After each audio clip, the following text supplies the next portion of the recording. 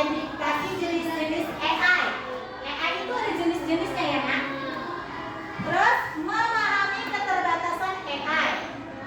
Lalu mengintegrasikan etika penggunaan AI di sekolah. Oke, berikutnya konsep dasar AI.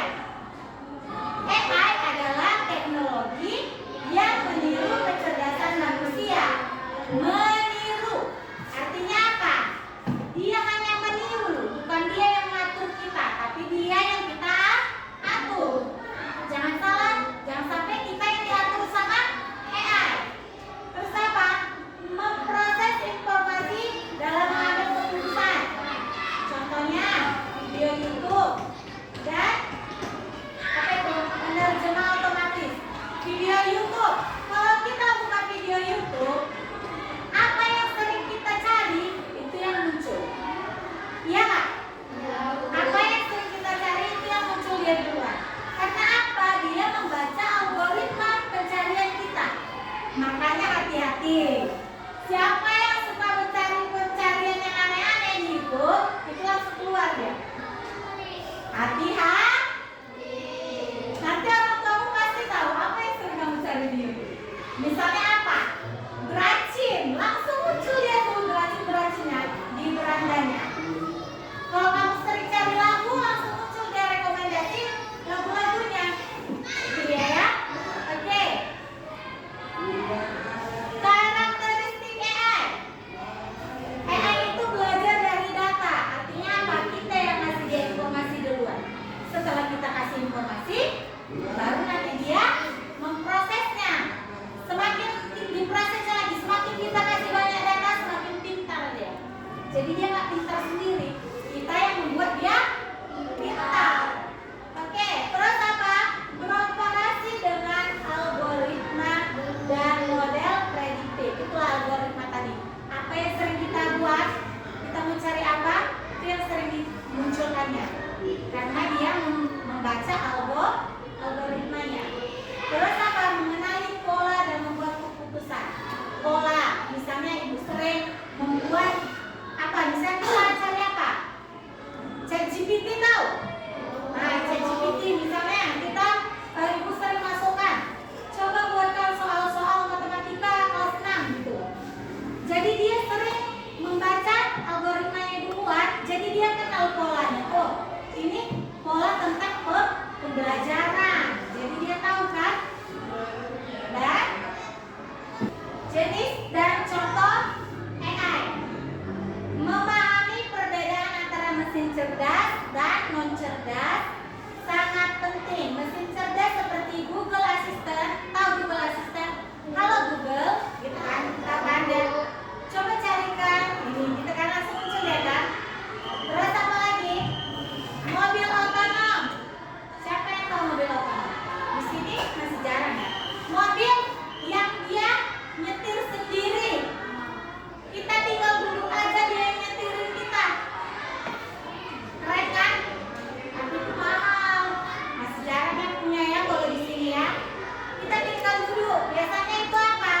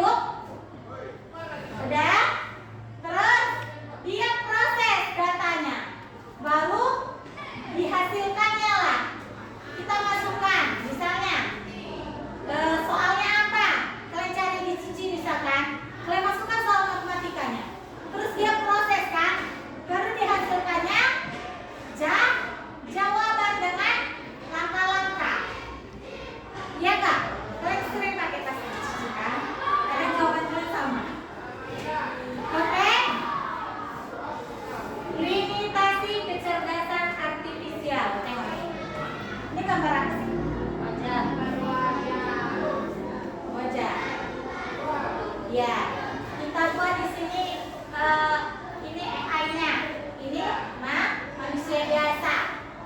Nah, tadi AI tidak memiliki emosi. Ini yang bagian segini, kalau AI itu nggak punya emosi. Sedangkan manusia memiliki emosional. Sehingga apa? Kalau mengajari kamu, kalau kamu belajar, nggak hanya harus dari guru, dari AI juga gampang. Tapi apa? Hanya pola pikirmu yang dikasihnya kan? Hanya pembelajaran aja yang dikasihnya. Sedangkan guru apa? Selain pembelajaran, juga yang diajarkan apa? Etika, akhlak, dan sopan santun. AI nggak bisa ngajari sopan santun, sayang. Dia nggak tahu kalau Ayu ngantuk di kelas. Harusnya apa? Gurunya yang menegur. Kalau AI nggak bisa negur kamu. Dia nggak bisa mengarahkan kamu ke jalan yang mana yang baik, mana yang enggak. Yang penting dia kasih aja data. Dia kasih aja data yang kamu minta. Makanya apa, nak? Kamu harus bisa mengimbangi limit tadi. Artinya apa? Limit itu apa? Kekurangan dari AI. Kamu tahu AI itu nggak punya emosi. Jadi kamu nggak bisa semuanya kamu serahkan sama AI. Oke? AI itu bisa kamu pakai buat yang baik. Kalau kamu pergunakan dengannya baik. Kalau kamu pergunakan dengan tujuan jahat juga bisa. Karena AI itu nggak tahu mana benar mana salah. Makanya orang-orang yang mempergunakan AI dalam tujuan yang salah itu bisa, contohnya apa? Meretas data orang bisa diambil. Kalau orang yang ahli dalam AI, makanya kamu harus bisa menjaga sikap kamu dalam menggunakan AI. Karena AI nggak bilang ini salah, sudah. Kamu yang tahu mana salah, mana benar. Nah, ini dia etikanya. Kamu harus bertanggung jawab menggunakan AI itu. Kamu harus tahu mana yang benar, mana yang salah. Kamu tahu kan ranah-ranah normalnya gimana? Misalnya kamu mencari di pencarian itu tentang pembelajaran, tahu kamu itu benar. Tapi kalau kamu mencari di pencarian itu tentang hal-hal yang negatif, kamu tahu itu salah? Kamu tahu nggak itu salah? Kalau kamu mencari hal-hal yang negatif, tahu kan? AI nggak tahu. Yang penting kamu cari, kamu tulis aja apa yang mau kamu cari, ditampilkannya. Contoh, kamu mau cari foto yang enggak. Kalau kamu tulis, AI ngasih dia nggak tahu itu salah. Sedangkan kamu yang menggunakannya tahu itu salah kan? Nah, jadi kita harus bertanggung jawab dalam menggunakan AI. Prinsipnya, AI itu transparansi, akuntabilitas, keadaan dan non-diskriminasi. Transparansi artinya apa? Dia ngasih tahu, dia mengcopy data itu dari mana. Misalnya dia ngasihkan jawaban copyright, itu ada bacanya di bawah. Dia mengcopy jawaban itu dari sini, gitu. Dia ngasih tahu dari mana dia dapat, ya. Dia nggak bilang kalau dia yang ngasih itu semua, enggak. Dia ngasih tahu dari mana dia dapat informasi itu. Terus apa? Akuntabilitas. Dia bekerja sesuai dengan yang kau beri. Dia nggak akan ngebaca kalau nggak pernah kau beri itu. Terus apa? Keadilan. Dia adil sama kamu. Dia nggak pilih kasih. Siapa aja yang mau mencari apa gitu informasi, dia semua kasih. Dia nggak pilih ini jelek, nggak aku kasih informasinya. Yang ini yang cantik, nggak bisa ya. Dia sama rata semua orang, ya. Dia tidak pilih kan? Kasih. Privasi. Dia menjaga privasimu. Tapi kamu harus tahu, Ayu. Kamu harus tahu mana yang boleh kamu berikan informasi pribadimu, mana yang enggak. Kalau kita download aplikasi kan ada tuh dia bacanya kan. Privasi. Kamu baca harusnya, jangan langsung kamu ketikkan aja. Kadang karena dia membaca data kita, bisa aja data kita itu bocor. Ya?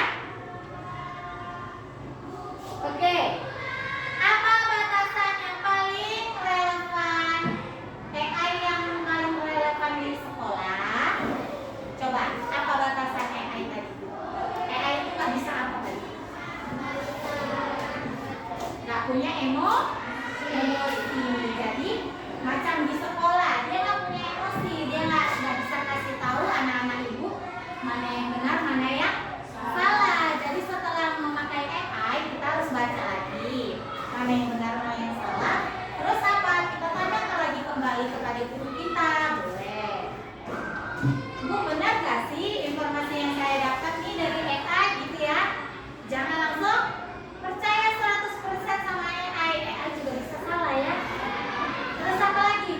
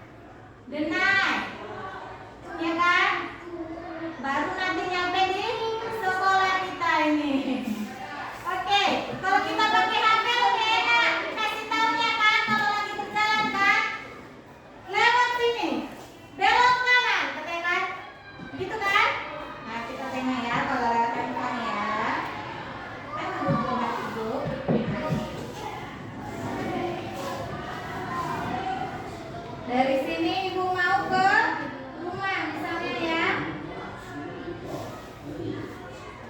ke asal 7. Dah, ibu buat. Nah, mulai ibu bilang kan. Nah, nanti dia ngomong-ngomong kan. Ini karena ibu lagi nggak jalan, jadi dia nggak ngomong. Coba kita buat pakai jalan kaki ya. Dia ngomong nggak kira-kira?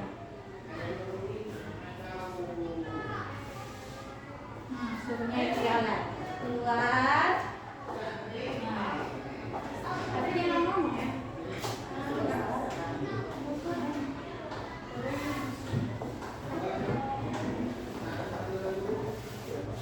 Nah, dikasih taunya kita lewat mana kan? Dari mana? Ambil kanan, ambil kiri, lurus, dikasih taunya. Jadi kita kalau mau ke kota gampang, nggak mesti lagi tanya-tanya orang.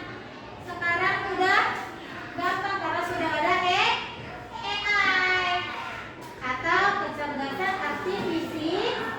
Nah, dikasih taunya belok ke kanan.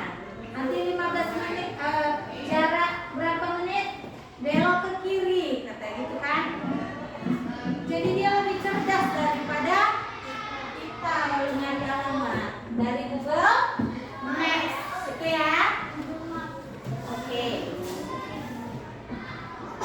Udah. Sekarang kira-kira dari yang kita pelajari ini, kira-kira kecerdasan artifisial itu mempermudah hidup kita sebenarnya? Nah, mempermudah hidup kita nggak? Iya, kalau kita menggunakan dengan baik, ya, harus kita pergunakan dengan baik. Kita cari positifnya. Kalau kita pergunakan dengan baik, maka AI juga kasih yang baik buat kita. Kita semakin mudah melakukan segala sesuatu dengan bantuan AI. Jadi kalau kita belajar juga lebih mudah, kita lebih tahu cara belajar yang lebih beragam daripada hanya dari buku